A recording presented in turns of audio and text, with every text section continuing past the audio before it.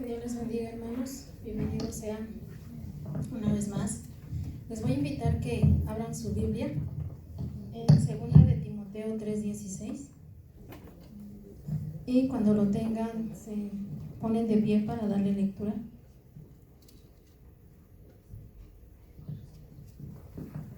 Segunda de Timoteo 3:16.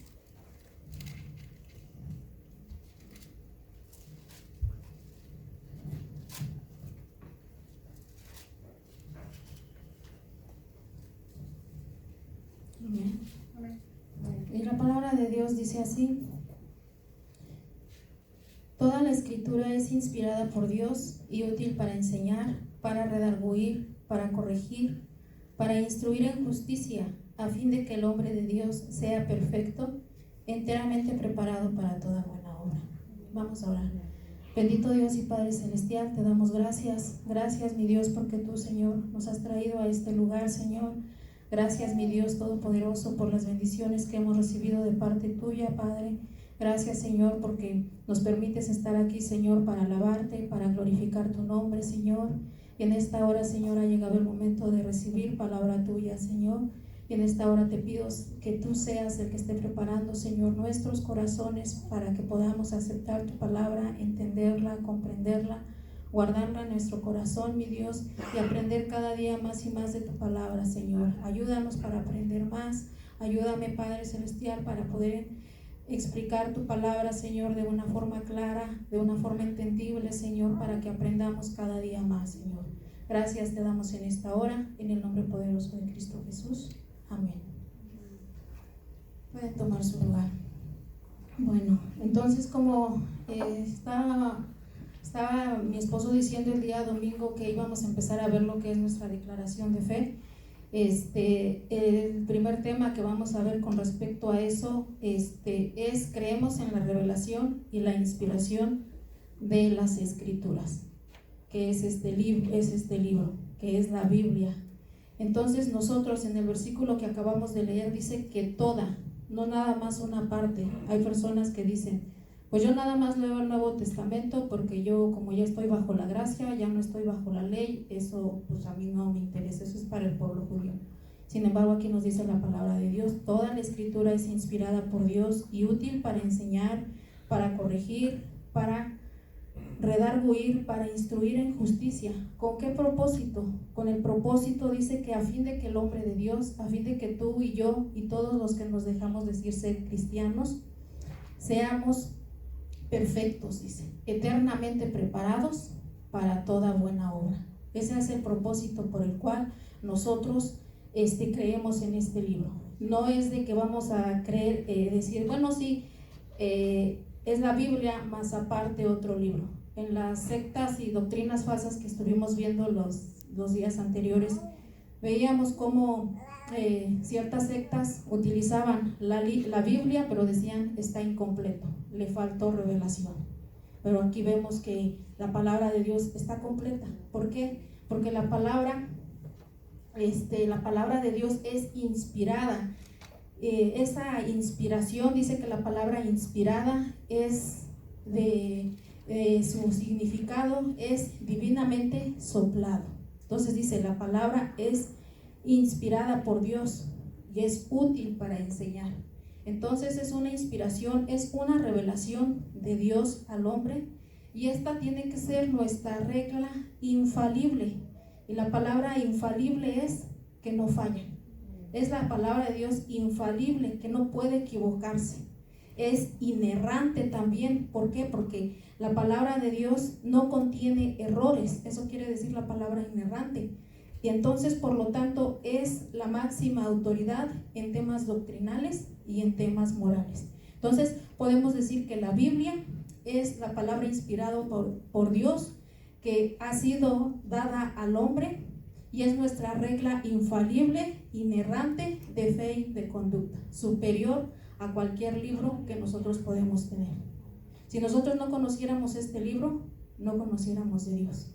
Pero gracias a Dios que Dios dice que inspiró a aquellos hombres, vamos a ver más adelante, que cómo fue que fue inspirando a aquellos hombres, valiéndose de las habilidades, del talento de cada una de las personas para poder inspirar, para que ellos pudieran ser inspirados. Entonces podemos decir que los libros que están aquí en esta Biblia son los 39 del Antiguo Testamento, 27 del Nuevo Testamento. Todos estos libros significan que el autor de las Escrituras es Dios mismo. Es la palabra de Él dictada a los hombres. ¿Para qué? Para que nosotros podamos escudriñar las Sagradas Escrituras. Entonces, en 2 de Pedro 1:21 dice: porque nunca la profecía fue traída por voluntad humana, sino que los santos hombres de Dios hablaron siendo inspirados por el Espíritu Santo. Aquí vemos cómo dice que nunca la profecía, nunca la palabra fue traída por voluntad humana. Los libros las doctrinas que hemos visto anteriormente, ahí está el libro de los mormones, ahí tenemos las profecías de Elena G. de White, están sus profecías o sus libros de los testigos de Jehová, la Atalaya. Los hindús dicen también tener una revelación divina, y diferentes sectas dicen que ellos tienen la inspiración divina. Pero aquí nos dice la Biblia que los santos hombres de Dios hablaron siendo inspirados por el Espíritu Santo. Toda la palabra que nosotros vemos aquí es inspiración divina y debe de ser suficiente. Ya no necesitamos ningún otro libro. Apocalipsis 22:18 dice: yo testifico a todo aquel que oye las palabras de la profecía de este libro. Si alguno añadiere estas cosas, Dios traerá sobre él las plagas que están en este libro. Y si alguno quitare de las palabras del libro de esta profecía, Dios quitará su parte del libro de la vida y de la santa ciudad y de las cosas que están escritas en este libro. Entonces nosotros vemos cómo es el peligro de aquellas personas que le añaden o que le quitan. En Primera de Timoteo, ahí en el mismo libro que estamos, pero en Primera de Timoteo 6:3, dice: si alguno enseña otra cosa y no se conforma a las sanas palabras de nuestro Señor Jesucristo y a la doctrina que es conforme a la piedad, está envanecido, nada sabe y delira acerca de cuestiones y contiendas de palabras, de las cuales nacen envidias, pleitos, blasfemias, malas sospechas. Entonces vemos que hay personas que no se conforman a la sana doctrina, no se conforman a la palabra que está escrita aquí por hombres, porque muchas veces dicen: bueno, ¿y tú por qué crees en ese libro? Si fueron hombres pecadores como tú y como yo. Pero la gran diferencia es que fueron hombres inspirados por Dios. Y este libro es el libro que más veces se ha impreso, es el libro que más se ha traducido, es el libro que más se ha vendido. Pero tristemente a veces podríamos decir que es el libro que menos lo leen. ¿Por qué? Porque muchas personas dicen: yo tengo la Biblia, y lo utilizan como un amuleto. Y dicen: tengo la Biblia en mi casa y esta me va a proteger. Tengo la Biblia en mi casa y la llevo a todos lados, en mi carro, ahí la tengo, pero nunca la lees. ¿Qué le decía Dios a Josué? ¿Ten la Biblia allí para que te proteja? No, le decía Josué 1:8, dice: nunca se apartará de tu boca este libro de la ley, sino que de día y de noche meditarás en él, para que hagas conforme a todo lo que en él está escrito, y entonces harás prosperar tu camino, porque todo te saldrá bien. Pero ¿qué tenemos que hacer? Dice meditar, estudiar la Biblia. La Biblia por sí sola, allí cerrada, empolvada, no va a hacer nada. Yo tengo que meditar, yo tengo que caminar conforme a la voluntad de Dios. Si yo quiero saber cuál es la voluntad de Dios, tengo que meterme aquí a la Biblia y decir: Dios, muéstrame tu voluntad, enséñame, quiero caminar conforme a tu voluntad.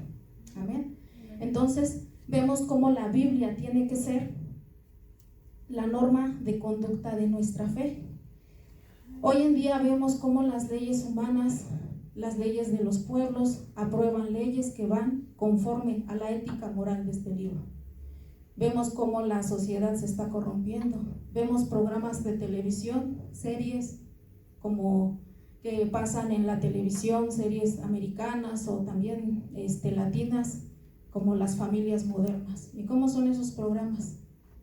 Aprueban el libertinaje, el homosexualismo, personas en las cuales él ya se dice es una pareja, pero pues está con el esposo, pero agarra y se va a besar con otro. No lo toman como si fuera una infidelidad, no, es que ya es la familia moderna, es que ya así es como debemos vivir. Personas que dentro de esa misma trama que se casan, varón con varón, practicando la homosexualidad y adoptando hijos y demás, y vemos que todo esto ya se viene. Ahorita con las nuevas leyes que se están aprobando, las leyes que de una o de otra forma el presidente anterior había frenado un poco, las leyes del aborto, ahorita le están dando rienda suelta a todo eso. Y si ya se venían practicando abortos, ahorita está a todo lo que da. Toda esa ayuda que se les había retirado, ahorita se han firmado acuerdos en el cual pues ya pueden tener todo ese apoyo que se les había retirado. Y es para que se practiquen abortos. Y ese aborto es un suicidio. Y las personas, la mamá, la que decide hacer eso, dirá, pues es un bebé, no siente nada. Y la verdad no siente nada. La palabra de Dios nos dice, mi embrión vieron tus ojos. O sea, todavía ni está formado, ya sabe, ya siente desde el momento en que es concebido. Pero ¿qué es lo que pasa? Que dicen, no, pues prefiero abortarlo. ¿Por qué? Porque está atentando contra mis derechos, yo quiero seguir viviendo mi vida. Y vemos que todo eso va en contra de la Biblia, de lo establecido por Dios. Y ahora todo lo que se ve en las escuelas, veía yo que decía que el 80% de las personas, los jóvenes que entran a la universidad, renuncian a su fe. ¿Por qué? Porque los maestros empiezan a atacar la Biblia y ellos no tienen armas, no saben cómo defenderse y dicen, no, pues sí es cierto, y el mundo se los lleva, el mundo los atrapa. Y dicen, pero ¿por qué si mi amigo, él sí lo dejan sus papás que meta a su novia a su casa y que esté ahí con ella y tengan relaciones? ¿Y por qué yo no? Porque nosotros no nos basamos con las leyes del mundo. Nuestra regla de moral y de conducta es la Biblia. En esto es en lo que nosotros creemos.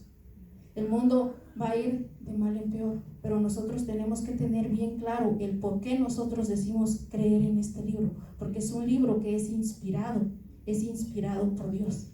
Y dice que es útil, ¿para qué? Para enseñar, para redarguir, para corregir. Si yo estoy caminando mal, si yo estoy actuando mal en mi diario de vivir, cuando yo leo la Biblia, esto me va a interesar, me va a traer al camino de Dios, para ser una buena esposa, para ser un buen esposo, para ser un buen hijo, para ser una buena sierva, para ser un buen trabajador, para controlar mi carácter, para frenar mi lengua, para no murmurar, para no mentir, para todo. Aquí vamos a encontrar en este libro, en este estuche de libros de 66 libros, todo lo que nosotros necesitemos. Y la ayuda que tú necesites, aquí la vas a encontrar. Y digo yo, si Dios es nuestro creador y nosotros somos lo creado, ¿quién mejor que el creador para conocer? Para conocernos a nosotros mismos, cómo tenemos que actuar. Hay una historia, no sé si sea real o no, pero la he escuchado en muchas ocasiones. Dice que Henry Ford, que fue el que diseñó el carro Ford, y dice que en una ocasión él iba conduciendo y encontró así a orilla de carretera a una persona que se le había descompuesto su carro, y era uno de la marca Ford.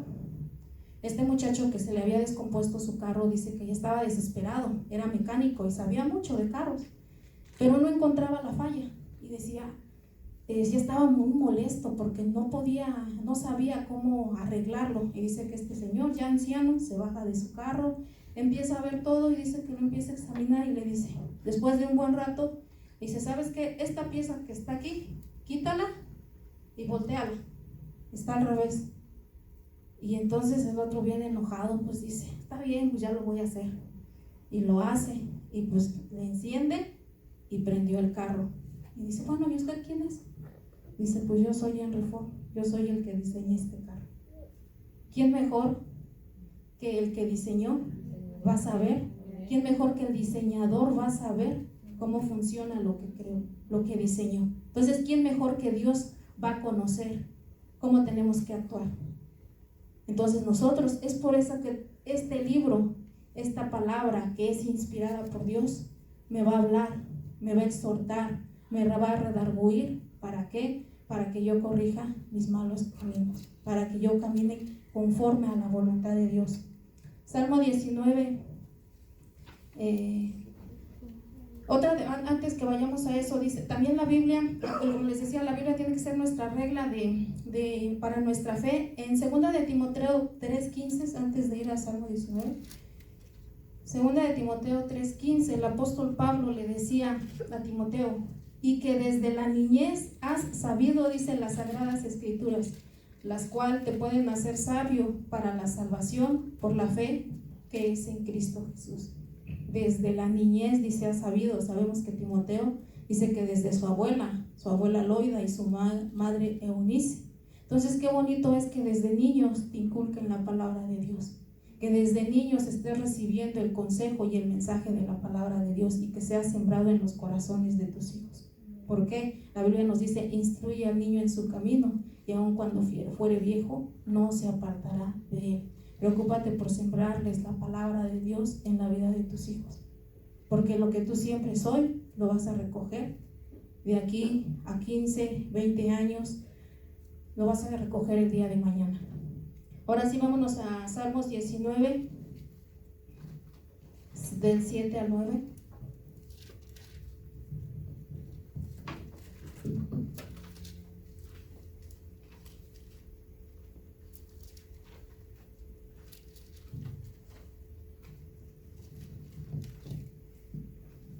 Ya lo tienen, cuando lo tengan me dicen, me avisan con un amén. Y dice la palabra de Dios así: la ley de Jehová es perfecta, dice, que convierte el alma. El testimonio de Jehová es fiel, que hace sabio al sencillo. Los mandamientos de Jehová son rectos, que alegran el corazón. El precepto de Jehová es puro, que alumbra los ojos. El temor de Jehová es limpio, que permanece para siempre. Los juicios de Jehová son verdaderos, todos justos. Vemos lo que es la palabra de Dios. En otra parte de la Biblia nos dice que es lámpara es a mis pies tu palabra y lumbrera a mi camino. Si ahorita en este momento se nos fuera la luz, ¿qué es lo primerito que haríamos? Agarramos el celular y buscamos el icono de la lámpara para agarrar y nos vamos y ya me voy a mi carro. Pero dice que la palabra es eso, lámpara. Lámpara, dice, es a mis pies tu palabra y lumbrera a mi camino. Y eso es lo que nosotros tenemos que ver. ¿Por qué? Porque estamos en este mundo perdido a oscuras, pero dice que nosotros debemos de ser esa luz en medio de las tinieblas si utilizamos a esta palabra como nuestra lámpara. Amén. Ahora, el mensaje central de la Biblia que nosotros encontramos, podemos ver historias allí desde empezando de la creación, pasando por el pacto que Dios hizo con Abraham, por el diluvio, por la caída del hombre. Podemos ver allí cuando Dios le da las tablas a Moisés. Podemos ver allí infinidad de historias, de tiempos, de periodos de tiempo que el pueblo de Dios ha pasado allí. Las profecías en Isaías 53 que decía que iba a venir un Salvador, en el libro de Mateo cuando vimos el nacimiento del Señor Jesús, todas las profecías que se van a cumplir, los tiempos que están allí escritos que ya estamos viviendo. Pero el mensaje central de la Biblia en sí es que nosotros, gracias a la muerte de nuestro Señor Jesucristo, podemos obtener la vida eterna, la salvación, ese regalo de Dios inmerecido, ese regalo que es por gracia, que Dios lo dio a la humanidad a través de la muerte de su Hijo Jesucristo. Entonces aquí es como nosotros vemos que la palabra de Dios es confiable. La palabra de Dios es confiable. ¿Por qué? Porque simple y sencillamente Dios lo dijo. Dios también atestiguó que la Biblia provenía de Dios. Abran su Biblia en Mateo 22, 29.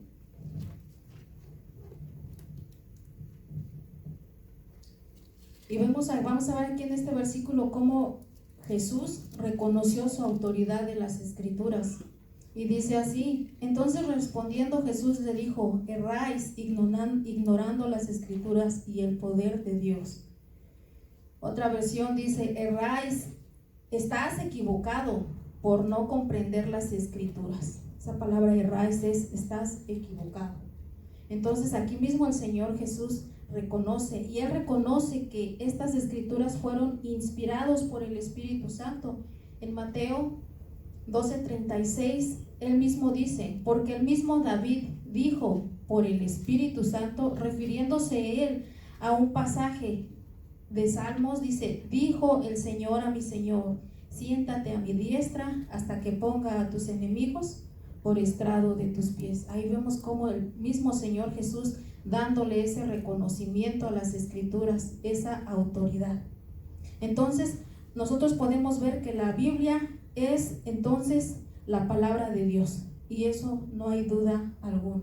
¿Qué es lo que nosotros vemos? Como la Biblia es inerrante, como la Biblia es infalible, por lo tanto tiene autoridad. Cuando alguien te falla, cuando tú como padre a lo mejor le prometes algo a tus hijos y no le cumples, pierdes autoridad. ¿Por qué? Porque dice: mi papá me falló, no me cumplió con lo que me dijo. Sin embargo, nosotros vemos aquí en la Biblia que Dios no nos falla. Él cumple lo que promete, lo que está escrito, todo lo que está escrito se va a cumplir, absolutamente todo. Dice que no, el cielo y tierra pasarán, mas su palabra no pasará. Pero aquí vamos a ver ahorita su autoridad. Les decía yo hace rato que hay muchos que tienen por libro, por ejemplo, los musulmanes tienen por libro el Corán y las otras sectas que ya les mencioné hace rato, pero nosotros esta es nuestra fuente de autoridad como cristianos. Entonces, nosotros confiamos en esa autoridad de las Escrituras. Lucas 17:26.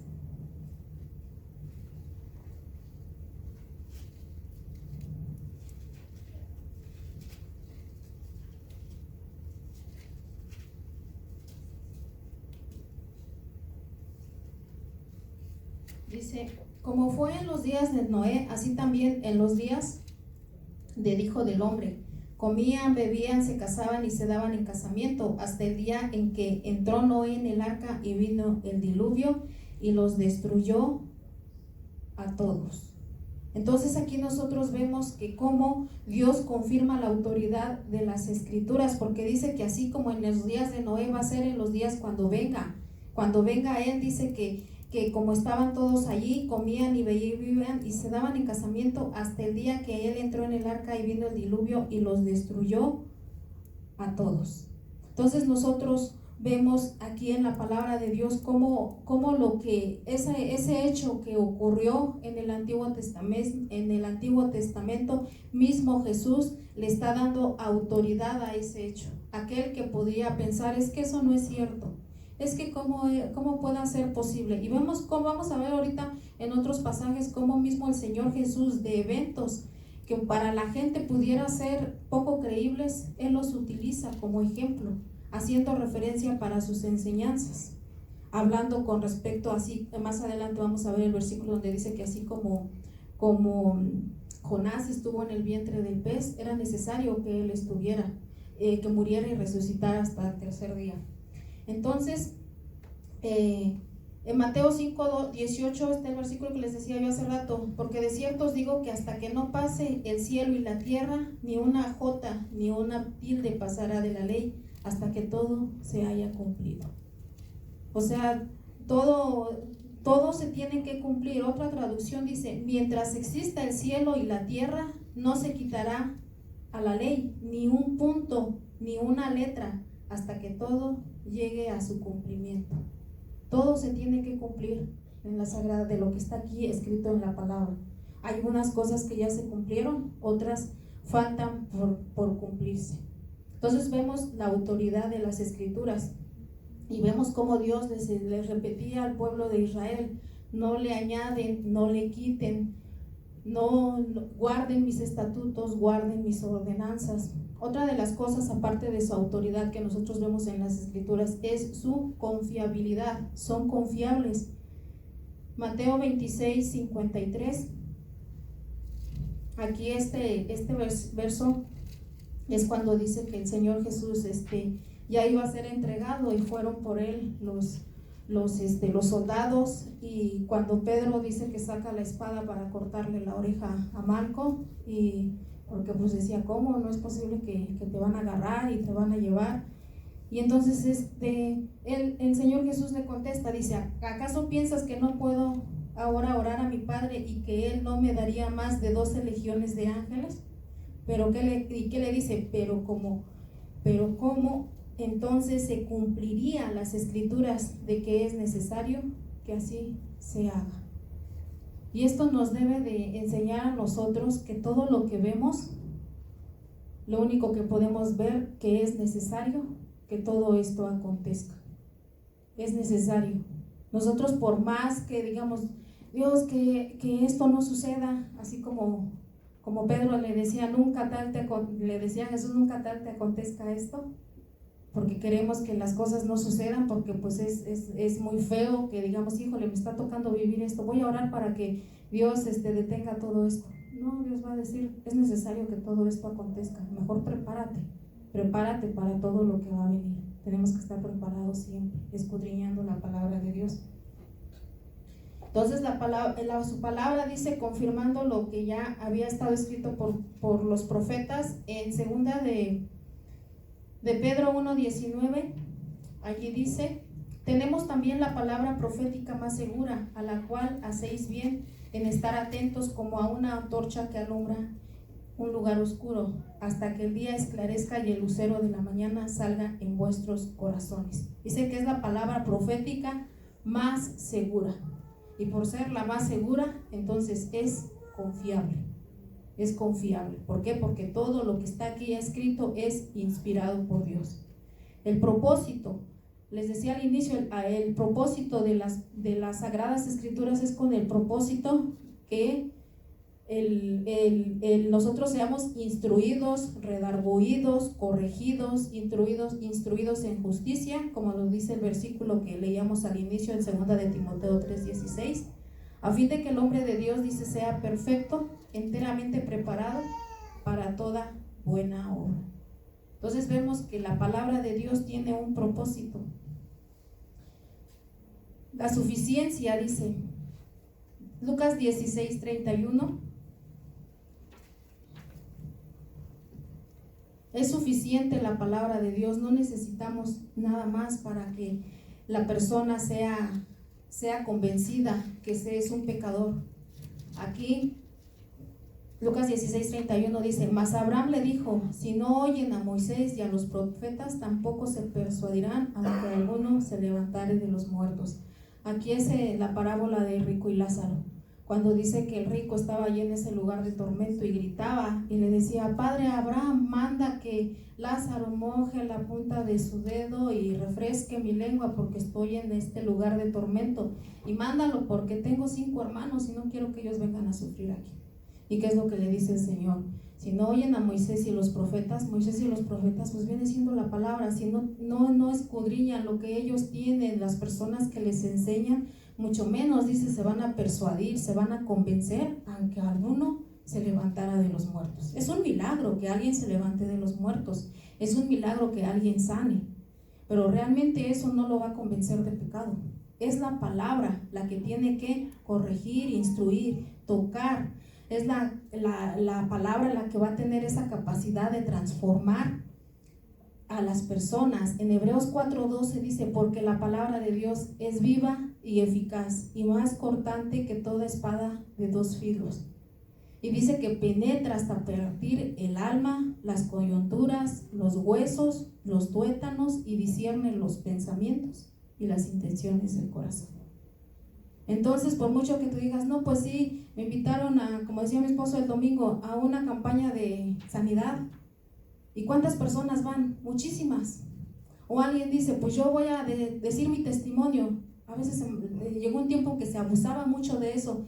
Pues Dios me sanó y entonces ahora va a ser su testimonio. Y ya para que con ese testimonio la gente se convenciera, pero es la palabra la que lo tiene que convencer. Es bonito escuchar el testimonio de las personas cuando sabes que Dios ha hecho una obra de un milagro con las personas, pero eso no lo va a convencer. Lo que lo va a convencer de pecado va a ser la palabra, porque la palabra le va a enseñar su condición de pecador, que hay lejos de Dios en una vida, en un mundo de pecado, y la perdición pues es un castigo eterno, el infierno. Pero si la persona no es confrontada con la palabra, ¿cómo lo va a saber? Cuando tú le hables a alguien, tú háblale del amor de Dios, pero que él se sienta, se confronte, que la palabra lo confronte, que lo redarguye, que lo exhorte. No le digas, mira, si vienes a los pies de Cristo, Dios te va a hacer que tu esposo regrese, va a hacer que tu mujer regrese, va a restaurar tu matrimonio. No, eso ya va a ser como consecuencia. No, el mensaje central de la palabra es, ¿sabes qué? Cristo murió por ti. Él te ama. Él resucitó al tercer día. Él está sentado a la diestra de Dios. Pero dice que a todos los que creen, les dio potestad de ser hechos hijos de Dios. Arrepiéntete de tus pecados y Dios te dará esa vida eterna. Ese es el mensaje, eso es lo que nosotros les tenemos que decir. Y ya todo lo demás va a venir como añadidura. ¿Por qué? Porque dice en Romanos 10:17, así que la fe es por el oír y el oír por la palabra de Dios. Es por medio del oír la palabra de Dios como la persona se va a ir convenciendo. La palabra de Dios es indestructible. A lo largo de mucho tiempo ha habido muchos personajes en la historia que han querido destruirlo. Estaba leyendo, hay un personaje, un escritor, historiador, filósofo y un abogado francés conocido en la historia como Voltaire. Dice que él fue conocido mucho contra su lucha contra la injusticia social.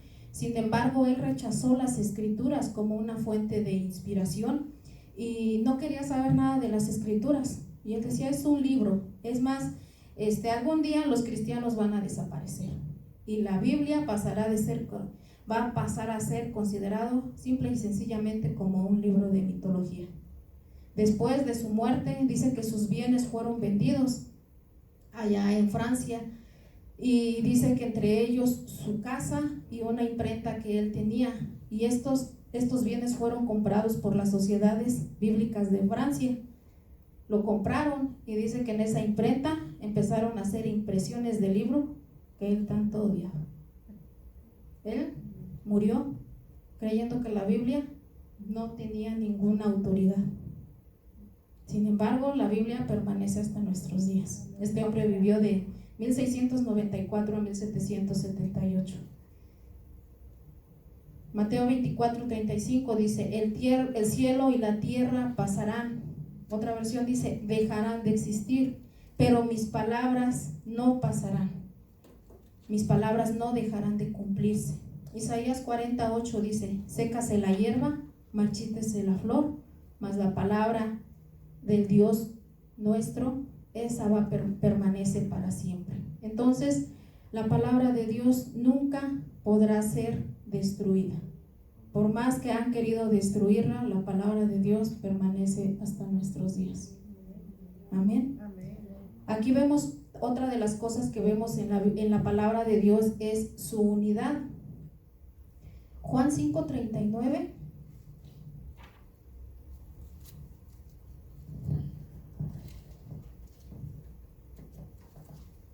La unidad que nosotros vemos desde el Antiguo Testamento hasta el Nuevo Testamento, no hay contradicciones. Y vemos cómo en el Antiguo Testamento Dios hablando hacia los profetas en el Antiguo Testamento, por medio de los reyes, por medio de los sacerdotes, a personas que tenían algún cargo importante. Ahí tenemos a David, ahí tenemos a Esdras, ahí tenemos a Daniel, ahí tenemos a Jeremías, a diferentes personas se valió de lo que ellos sabían. Entonces vemos cómo hay una unidad y no hay contradicción alguna. Pareciera ser que unos dicen, pero ¿por qué se contradice? ¿Por qué, por ejemplo, en el libro de Efesios me dice que soy salvo por fe? Pero sin embargo Santiago me dice, pero si no muestras tus obras, pues no tienes fe. Entonces dices tú, bueno, o son las obras o es mi fe.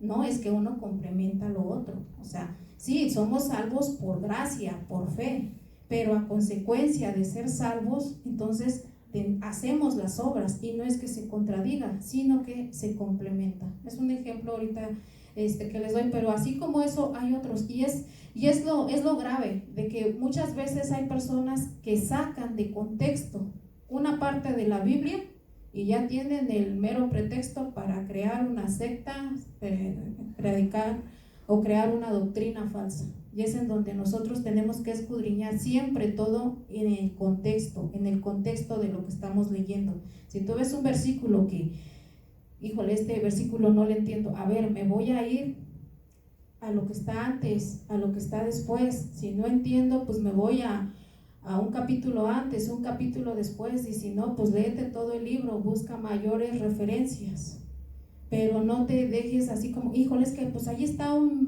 versículo y pues esto dice lo contrario a lo que dice acá. No, porque está sacado fuera de contexto.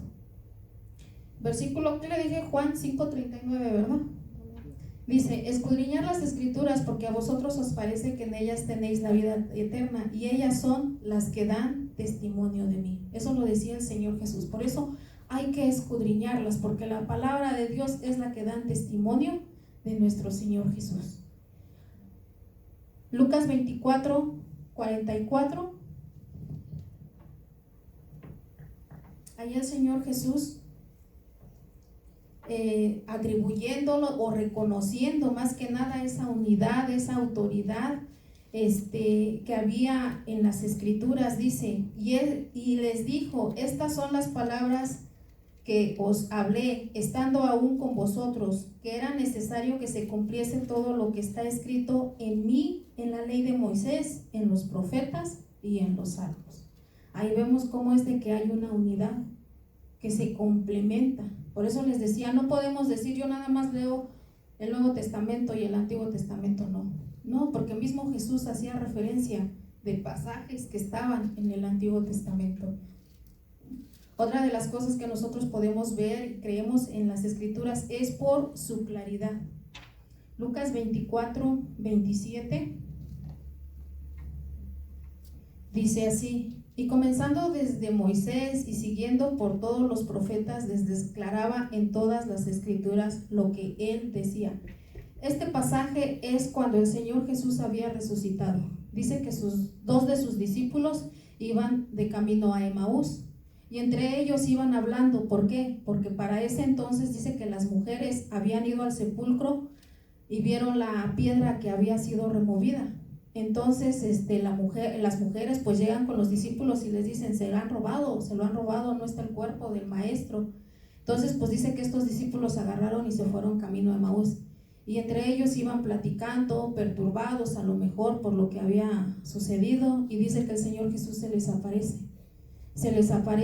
pero ellos no lo reconocieron, y entonces pues le dicen, ay, ¿a poco no sabes lo que pasó? Pues, ¿qué pasó? Les dice el Señor Jesús. No, pues mira, pues es que a uno, el que se decía ser el Cristo, pues lo crucificaron, y pues ya es el tercer día y su cuerpo no aparece. Y el Señor Jesús pues les dice, o sea, ¿cómo es posible que no entiendan lo que está escrito, lo que se les ha enseñado? Entonces dice que llegan a un punto en el cual ya se tenían que ir ellos. Llegaron a la aldea y él les dijo como que él iba más lejos. Entonces en el verso 30 dice, y aconteció pero antes de esto dice que el Señor Jesús, estas dos personas lo invitan a él y le dicen, ¿sabes qué? Pero quédate con nosotros esta noche, y está aquí con nosotros. Y entonces dice que el Señor Jesús se quedó con ellos. Dice ya el versículo 30 de ese mismo capítulo, dice, y aconteció que estando sentado con ellos a la mesa, tomó el pan y lo bendijo, lo partió y les dijo. Entonces les fueron abiertos los ojos. Hasta ese momento que el Señor Jesús estuvo allí con ellos. Imagínense cuánto tiempo, no dice en la Biblia cuánto tiempo estuvo el Señor Jesús caminando con ellos, pero nos dice la escritura aquí, comenzando desde Moisés y siguiendo por los profetas, les declaraba todas las escrituras que él decía. O sea, les dio una buena cátedra, y aún así ellos no sabían que era Jesús el que les estaba hablando.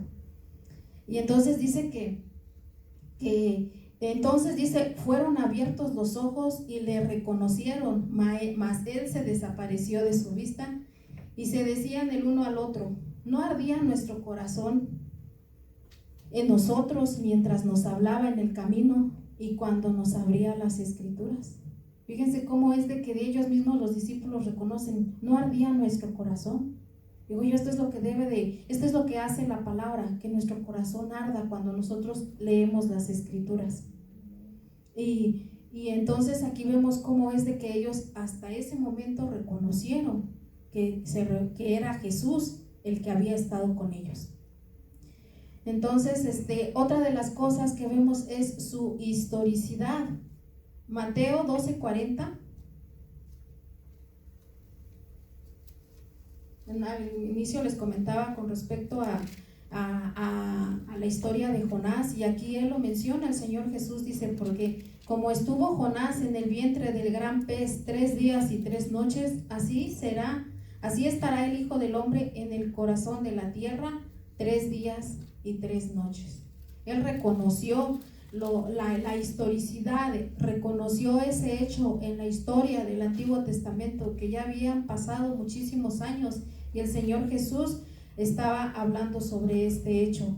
Nosotros vemos cómo en el libro de Isaías 53, que habla sobre la venida del Salvador, y cómo nos da una explicación, cómo él iba a ser torturado, cómo él iba a ser humillado, y vemos en el Nuevo Testamento cómo se cumple. Y hay muchas cosas que nosotros podemos ver en la Biblia, que la historia simple y sencillamente viene a confirmar lo que está escrito en la Biblia.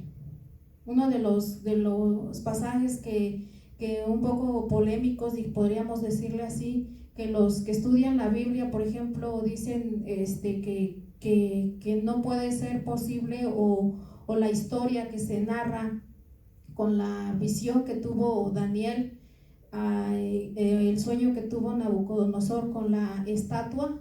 No sé cuántos recuerdan esa parte de la Biblia, que Nabucodonosor tuvo un sueño en el cual dice que tenía un sueño y veía una estatua, y esa estatua dice que tenía la cabeza de oro, tenía el pecho y los brazos de plata, tenía el vientre y los muslos de cobre, las piernas de hierro, y los pies, dice, parte de hierro y parte de barro. Y muchos estudiosos le dan la interpretación diciendo, la cabeza de oro era Babilonia, que en ese tiempo estaba gobernando Nabucodonosor, y que le dijo, tu reino será quitado y va a ser entregado a otros reinos menores que los tuyos. ¿Y a quién fue entregado? Al imperio medo-persa. Entonces aquí nosotros vemos que ese imperio medo-persa estaba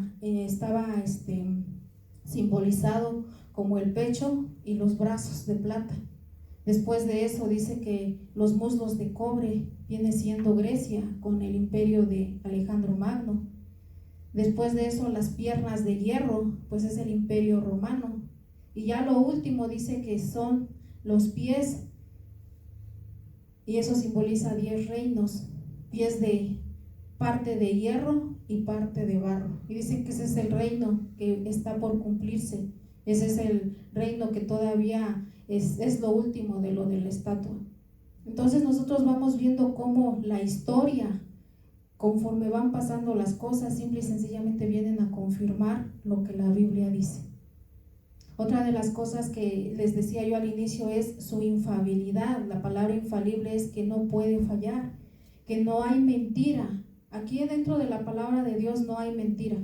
Todo lo que está escrito es inspirado por Dios. Hebreos 6:18 dice así, para que por 2 cosas inmutables en las cuales es imposible que Dios mienta, tengamos un fortísimo consuelo los que hemos acudido para asirnos de la esperanza puesta delante de nosotros. Dice, es imposible que Dios mienta. Nosotros podemos mentir, cualquiera de nosotros, y aquel que diga que no, pues dice que entonces le hace mentiroso a Dios. Pero aquí dice que Dios que no miente. Tito 1:2 también lo confirma, dice, en la esperanza de la vida eterna, la cual Dios que no miente prometió desde antes del principio de los siglos. Entonces, por todo esto que acabamos de leer, por su claridad, por su autoridad, por su confiabilidad, por el propósito que tienen las escrituras, por la suficiencia, por su indestructibilidad, por su unidad, por su claridad, por su historicidad, por la infalibilidad, por la inerrancia que tienen las escrituras. Por eso es que nosotros creemos que esta es nuestra única forma de autoridad, nuestra única norma, de autoridad para nuestra fe. ¿Por qué? Porque esta es infalible, no falla. Esta es inerrante, no contiene errores. Y es por eso que nosotros podemos decir que esta es la palabra de Dios. El autor de la Biblia es Dios mismo, inspirando a hombres. ¿A cuántas personas, cuántos autores son los que intervinieron en la Biblia? La historia dice, los que han estudiado, es aproximadamente 40 autores. Vamos a ver su composición de la Biblia. Nosotros, así tal cual como ya lo conocemos hoy, pues está dividido en el Antiguo Testamento y Nuevo Testamento. Antiguo Testamento, 39 libros, los primeros 5 se conoce como la Torá, los judíos lo conocen como la Torá, que es la ley de Moisés. Y ya el Nuevo Testamento es a partir de Mateo a Apocalipsis, son 27 libros. Eso fue después del Señor Jesús, empezando en Mateo, que anuncia el nacimiento del Señor Jesús. Pero la Biblia fue escrita por más de 40 autores diferentes a través de 1500 años, bajo diversas circunstancias, en 3 continentes diferentes: en el continente asiático, en el continente africano y en el continente europeo. Y vemos cómo diferentes personajes de la Biblia que escribieron, como Moisés, que él escribió en el desierto del Sinaí; Pablo escribió en la prisión de Roma; Daniel en el exilio de Babilonia; Esdras en la Jerusalén arruinada y destruida. Y vemos cómo que entre ellos no se conocieron entre sí, pero no se contradice. Hay un solo mensaje que es el regalo de Dios para la humanidad, y viene a confirmar uno, confirma al otro. Entonces aquí nosotros vemos que Dios se valió de las habilidades y de cada uno de ellos, porque ahí podemos ver desde un pastor de ovejas, como lo era David; podemos ver desde un sacerdote, como era Samuel; podemos ver en el Nuevo Testamento pescadores, como también personas que escribieron la Biblia, como un recaudador de impuestos, que fue Mateo; como Lucas, que fue el médico. Y vemos diferentes oficios que tenía cada uno de ellos. Sin embargo, Dios utilizó las habilidades de cada uno de ellos para poder inspirarlos, porque dice que fueron inspirados por el Espíritu Santo. Entonces nadie puede decir, no, pues es que yo no tengo un doctorado, una maestría, Dios no puede hacer nada conmigo. No, Dios, de lo que te ha dado, por lo menos una cosa. En la parábola de los talentos dice que a todos les dio, y al que menos le dio uno. El talento que tú tienes, ponlo a trabajar. ¿Por qué? Porque va a venir el que te lo dio y te va a decir, a ver, ¿dónde está lo que ganaste? ¿Qué es lo que produciste? ¿Y qué le vamos a decir? Pues tuve miedo y lo enterré. No. Dice que Dios le dijo, siervo malo y negligente, le hubieras dado al banco para que tuviera ganancias. Así nosotros, lo que tenemos que ponerlo en práctica. Entonces vemos la composición de la Biblia.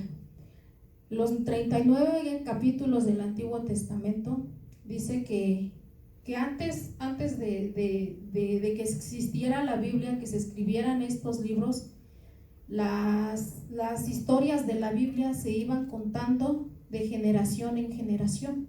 Así como una historia que tú te sabes de tu pueblo, de tu familia, porque tus papás dicen, yo recuerdo mucho que luego mi mamá dice, no, pues es que mi mamá me decía que su mamá le contó y a su vez su abuelita le contó, y son cosas que vienen así de generación en generación. Y así antes, cuando todavía no se tenía la Biblia, se compartía los milagros, la relación que tenía el pueblo de Dios con él a través de esta forma, y eso se le llama como la tradición oral. Sin embargo, dice que alrededor del siglo I antes de Cristo se reunió un concilio de judíos, un grupo de judíos, de maestros, se reunieron allá en Jerusalén, que se llamó el concilio de Jamnia en el año 97 antes de Cristo, para establecer la regla o canon, para determinar cuántos de los escritos que circulaban en el pueblo de Dios eran de inspiración divina. Entonces dice que fue en el primer siglo antes de Cristo. Y dice que para establecer la regla o el canon. ¿Qué es el canon?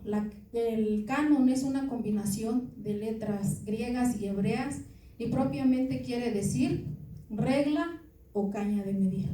Entonces, ese estudio del canon de las escrituras es un examen del proceso mediante el cual se determinó qué libros contenidos de lo que estaban recibiendo el pueblo de Dios eran de verdad inspiración divina, cuales expresaban la voluntad de Dios para todos los hombres.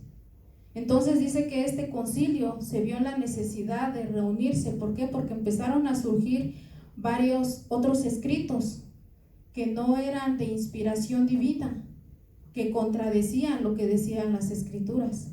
Y entonces ellos se reúnen y se hacen una serie de preguntas, ese examen, y entre ellas decía: ¿fue escrita por un profeta de Dios?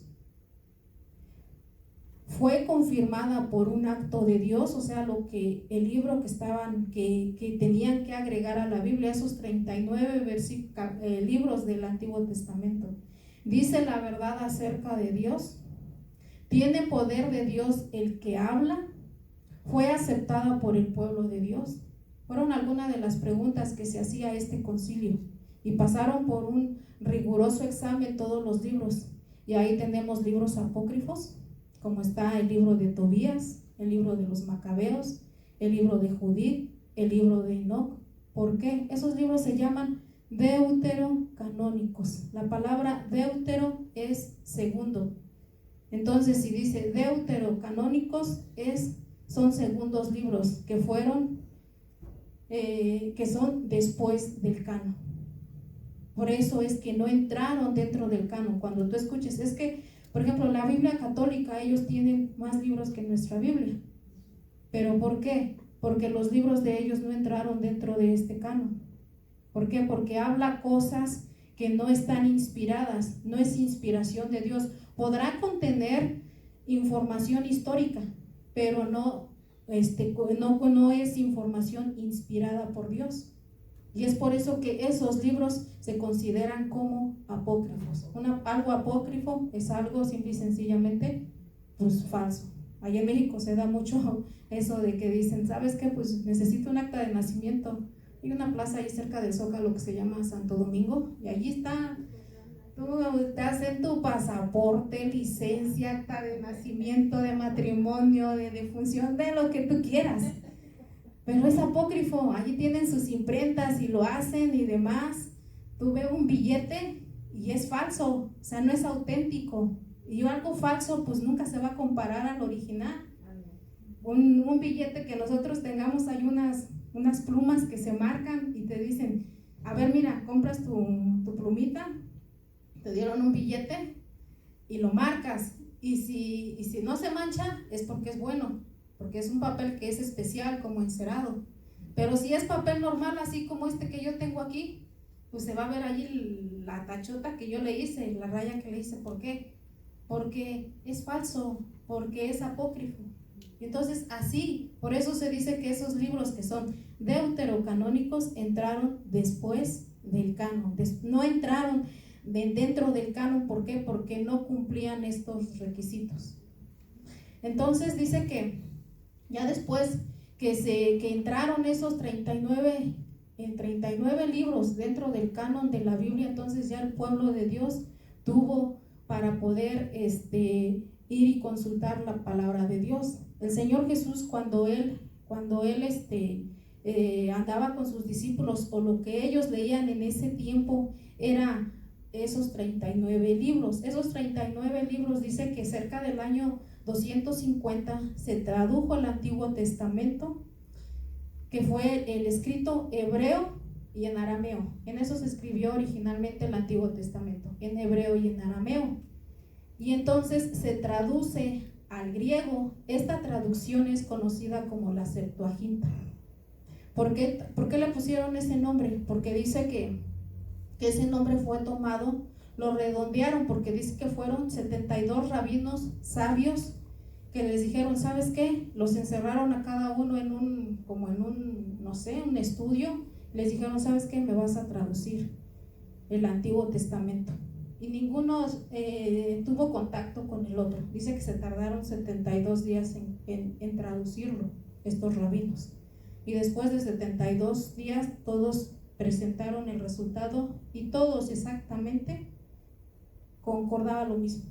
Desde el primero hasta todos habían traducido la Biblia del Antiguo Testamento, la habían traducido al griego.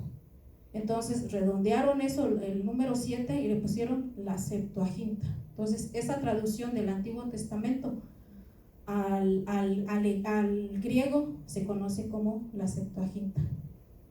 ¿Ok? Entonces ya el Nuevo Testamento que conocemos, que son los 27 libros, estas enseñanzas fueron transmitidos de manera oral. Aproximadamente dice que en el año 65 después de Cristo las historias fueron recopiladas y puestos por escrito en los libros conocidos que ahora conocemos como los Evangelios. Entonces todo lo que es en el Nuevo Testamento fue escrito en griego. ¿Por qué? Porque era la lengua internacional durante este periodo del Imperio Romano. Entonces el Nuevo Testamento fue escrito en griego. Cuando nosotros, mi esposo, la hermana Rosario, de repente estudiamos y damos la palabra y les decimos, su original es el griego. ¿Por qué? Porque nos vamos a los originales, lo que quiere decir la palabra. Si es en el Antiguo Testamento, decimos su original es el hebreo y nos vamos a los originales. A partir del año, dice 393, diferentes concilios fueron precisando la lista de libros canónicos. Concilios como el Concilio de Cartago y el Concilio de Hipona en el año de 419. Así como se hizo con el Antiguo Testamento, era necesario hacerlo en el Nuevo Testamento. ¿Por qué? Porque empezó, una de las cosas que nos decían el domingo pasado, era la persecución de los apóstoles, era que los apóstoles, los discípulos de los apóstoles, pues se iban muriendo, y era necesario que esto que ellos habían aprendido estuviera escrito. Entonces, ¿qué es lo que se hace? Se reúne este concilio.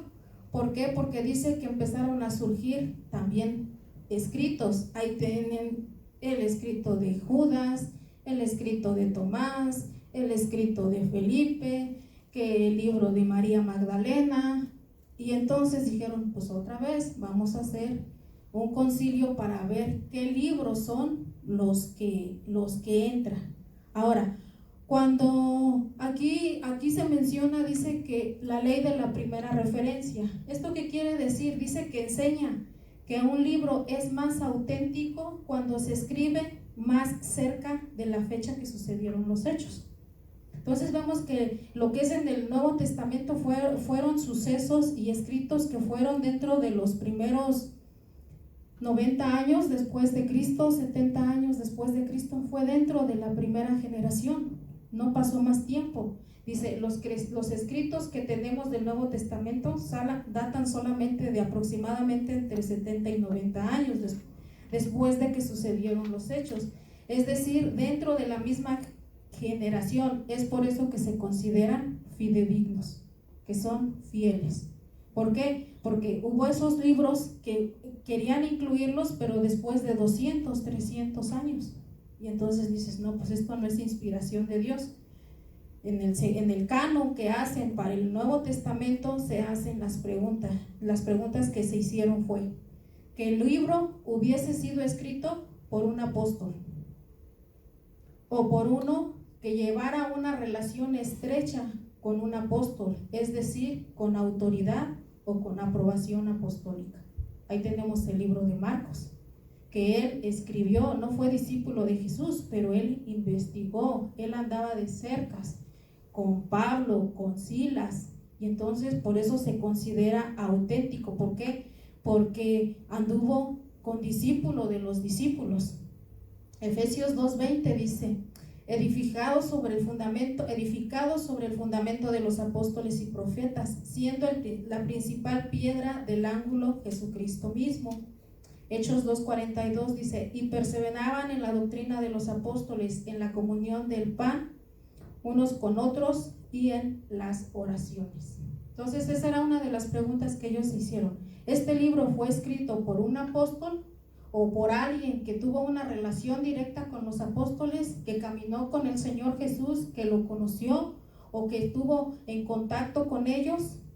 Pues no, entonces no entra dentro de este canon, en ese concilio que hicieron. Otra pregunta que se hacían es que el libro demostrara el carácter espiritual del libro divino, o sea, que mostrara un carácter espiritual, que no contradijera lo que la vida del Señor Jesús, porque ahí vemos el libro, incluso sacaron una película donde decían que el Señor Jesús se había casado con María Magdalena y que tuvo hijos. ¿Qué película fue? No recuerdo, o un libro que fue del Código Da Vinci, algo así, no sé, no recuerdo muy bien, hace tiempo. Entonces es como nosotros vemos que era necesario que se hiciera esto. Ahora, otra de las cosas es que el libro tuviese aceptación universal, es decir, por toda la iglesia local, la iglesia que en ese tiempo estaba, y que el libro mostrara evidencia de haber sido inspirado por Dios. Entonces todos aquellos libros que no entraron, como el libro de María Magdalena, la oración de Judas y todos ellos, pues no entraron y fueron escritos tiempo después, no dentro del año de esa generación que vivió el Señor Jesús. Vemos, por ejemplo, el libro de Hebreos, dice que fue uno de los libros que estaban en dilema. ¿Por qué? Porque el libro de Hebreos no se sabe a ciencia cierta quién fue su autor, pero el contenido de la escritura, el contenido de Hebreos, dicen, no, pues nos habla de Dios, nos habla de la divinidad de Dios, por eso fue aceptado. Otros libros pues dice que tampoco podrían ser aceptados, como el de Santiago, porque decían, híjole, ya metimos Efesios y Efesios dice que salvos por fe, pero Santiago dice que pues tenemos que hacer las obras. Pues no, pero Santiago era el hermano de Jesús, caminó con él, conocía, sabía lo que había vivido con su hermano, entonces lo escribe, lo plasma. Y así es como se recopila el Nuevo Testamento, los 27 libros de la Biblia que nosotros ahora tenemos y contamos con ella. Amén. Ya entonces, por último, yo me dio por saber, la curiosidad, pues ahora sí que ya estando en esto, dije yo, bueno, entonces esta Biblia que ahora tenemos nosotros es la versión Reina Valera 1960. Y yo decía, pues ¿de dónde surgió esta? ¿Es traducción de latín o cómo es de que esta? Porque pues decían que después, ahorita les voy a leer un poquito de esto, pero dice que en el año 383 un sacerdote erudito, 383 después de Cristo, un sacerdote erudito llamado Jerónimo tradujo la Biblia del griego al latín. Dice que esa traducción le llevó 27 años. Esta traducción ahora del griego al latín se conoce como la Vulgata.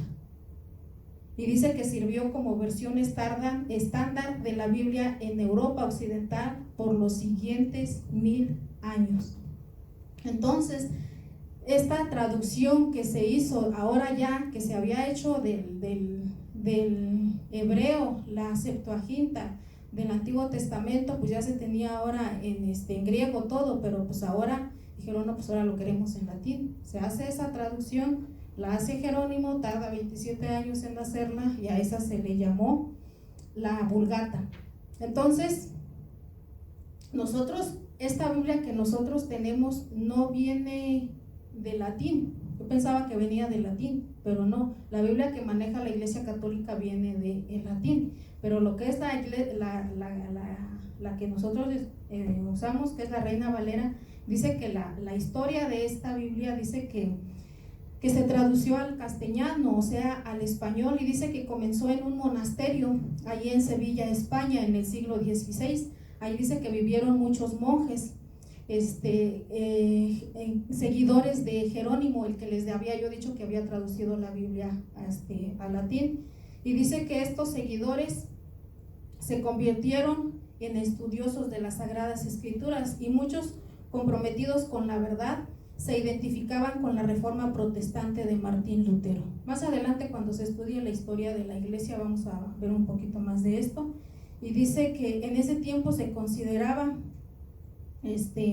un castigo, porque era rebelarse contra lo que la Iglesia Católica venía practicando. Y entonces ahí ellos dice que adoptaron, estos monjes adoptaron, que fue Casiodoro de Reina y Cipriano de Valera. Ellos estaban allí, pero entonces ellos dice que adoptaron esa doctrina, lo que Martín Lutero había creído, y entonces pues su vida estaba en peligro. Ellos salen huyendo, Casiodoro de Reina y Cipriano de Valera, y recibieron la inspiración para traducir la Biblia al español ahí en ese monasterio. Entonces dice que en ese momento el idioma para las cosas sagradas solamente era el latín, y no podían utilizar ninguna otra insignia, algo religioso. Sin embargo, dice que en el año de 1557, al enterarse de que la Inquisición enjuiciaría a los monjes del monasterio, salieron huyendo junto con otros monjes y abrazaron los principios de Martín Lutero. Casiodoro de Reina, dice, se instaló en Inglaterra, país que habían adoptado el protestantismo. 12 años después, en el año de 1569, en medio de intrigas y persecuciones, es como este personaje Casiodoro de Reina hizo la primera traducción del latín, de los textos originales. Él no se basó en lo del latín, se fue a los textos originales, textos masoréticos, dice, del hebreo y del griego, y directamente él lo extrajo, y él en el año de 1562 hizo esa traducción, y es la traducción que se conoce como la Biblia del Oso. No sé cuántos han escuchado esa traducción. La Biblia del Oso dice que está dibujado un oso que está tratando de alcanzar un panal de miel, y lo hizo así porque no podía utilizar ningún símbolo religioso. Más tarde, dice, en el año de 1602, Cipriano de Valera hizo una revisión de la Biblia, traducido por Casiodoro de Reina. Dice, y no es de que haya él querido hacer otra traducción de la Biblia, sino que lo único que hizo él fue que actualizó el lenguaje y hizo algunos cambios que la fortalecían y la hacían más comprensible. Entonces, esa es la Biblia que nosotros tenemos. Es una Biblia que es traducida directamente de los originales, del hebreo y del griego, gracias a estos dos personajes, Casiodoro de Reina y Cipriano de Valera. O si en algún momento se habían preguntado por qué tengo una Biblia así, decíamos Casiodoro de Reina, o Dios, no es la Reina Valera, pues fue una mujer, era reina, o qué pasó allí, ¿no? Pero esa es la historia propiamente de la Biblia que nosotros manejamos. Entonces vemos que al pasar de los años, aunque la gente diga que la Biblia no es inspirada por Dios, que la Biblia pues es un cuento que es escrito por hombres y demás, la historia lo va confirmando.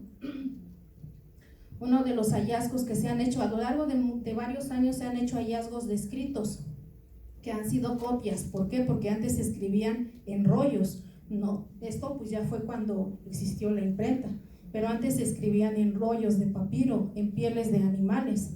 Y dicen que en el año de 1947, no sé si han escuchado, dicen que encontraron unos rollos, muy famoso ese acontecimiento, ese hallazgo, que son los rollos del Mar Muerto, que fueron encontrados en las cuevas de Qumran. Dice que ahí en ese lugar estaban unos beduinos, unos pastores, pastoreando sus cabras, sus ovejas, y que las perdieron, Y entonces dice que, pues decían, ¿y ahora dónde se fue? ¿Dónde se fue mi cabra? ¿Dónde la encuentro? Y de repente vieron así, en una montaña que había un hueco, y dijo, pues allí se metió, y agarró una piedra y dice que la avienta. Y al momento que la avienta, se oyó que algo se rompió, y pensaba que iba a salir el animal, y pues nunca salió. Entonces dice que, ¿cuál fue la sorpresa? Pues que ya entraron y vieron, y eran unas vasijas de barro que se habían roto, que habían estado esos escritos allí resguardados en esa cueva, y estos escritos databan de 3 siglos antes de Cristo y de 1 siglo después de Cristo. Ahí estuvieron guardados. Por algún grupo se les atribuye, se dice que fueron el grupo de los esenios, tal vez porque ellos vivían en lugares alejados de la población y demás. Entonces allí fueron encontrados, y dice que estaban intactos, entre ellos el libro de Isaías estaba completito, algunos escritos del Antiguo Testamento y del Nuevo Testamento. Y esto entonces vemos cómo es de que la historia simple y sencillamente viene a confirmar lo que está escrito aquí en la Biblia. Fueron conservados porque dice que el mar, o una de las propiedades que tiene la sal, es un conservante natural. Entonces el mar muerto está saturado de sal, y entonces la atmósfera hizo que se estuvieran conservando. Vemos cómo Dios allí, a través de esa situación, de ese acontecimiento que pasó, que se les perdieron unos animales, ellos pudieron tener acceso allí, y pues ese es un hallazgo que tienen ellos ahorita pues los tienen estos escritos. Dice que primero pues luego los vendieron por allá, y a ver cuánto les daban de dinero. Llegó acá a Estados Unidos, después se enteraron los judíos, ellos los mandaron llevar, y lo tienen ellos allá, estos escritos, allá en un museo en Jerusalén. Pero vemos cómo la palabra de Dios, aunque la quieran destruir, va a permanecer. Amén. Por eso creemos en las Sagradas Escrituras, por eso creemos que es un libro inspirado por Dios. Amén. Vamos a orar, vamos a darle gracias a Dios en esta hora por lo que Dios nos ha permitido conocer. Bendito Dios y Padre Celestial, en esta hora, Señor, te doy gracias. Gracias, mi Dios, porque tú, Señor, eres bueno y misericordioso. Tú nos ayudas, Padre. Tú nos bendices, Señor, mi Dios, y gracias por este libro sagrado que tú nos has dado, Señor. Gracias porque entendemos que es palabra tuya, que tu palabra, Señor, ha sido inspirada, Señor, por hombres, Señor, que fueron inspirados para que pudieran escribir lo que tú querías, Señor, que nosotros supiéramos. Cuando tú te fuiste, le dijiste a tus discípulos que era necesario que te fueras, pero que ibas a enviar al Consolador, que era el Espíritu Santo, el cual les iba a recordar todas las cosas que tú les habías enseñado. Y gracias, Señor, por este tesoro tan valioso y tan hermoso que tenemos, que es la Biblia. A veces no lo valoramos como debería de serlo, porque no lo leemos, porque no lo escudriñamos, y es como si estuviéramos destruyéndolo. Pero te pido, mi Dios, que tú nos ayudes para que podamos instruirnos, como dice tu palabra, que las escudriñemos tus escrituras, que leamos, que comamos, que nos alimentemos espiritualmente, mi Dios. Yo te pido, Padre Celestial, que tú nos ayudes para estar aprendiendo cada día más y más de tu palabra, Señor, porque entendemos y reconocemos que esta palabra, Señor, esto es nuestra regla, Señor, nuestra forma en cómo nos podemos conducirnos, nuestra regla de conducta, Padre bendito. Gracias te damos en esta hora. Ayúdanos, Señor, a poner en práctica, Señor, todo lo que aprendemos, que tu palabra nos siga limpiando, que tu palabra nos siga transformando, que tu palabra siga dando consuelo, que tu palabra siga limpiando nuestros labios, nuestra mente, nuestro corazón, Señor, porque tú nos quieres preparar, Señor, que seamos hombres perfectos, preparados para toda buena obra. Gracias, mi Dios, por este valioso regalo que tú nos has dado, Señor, en el cual podemos escudriñar tu palabra. Te damos gracias, bendice la vida de mis hermanos, Señor, que tú bendigas la vida de cada uno de ellos, guarda sus vidas y sus familias, permite, Señor, que lleguen con bien de regreso a casa, Padre. Te pido que tú los bendigas, en el nombre de Jesús, amén. Que Dios les bendiga, hermanos. Amén.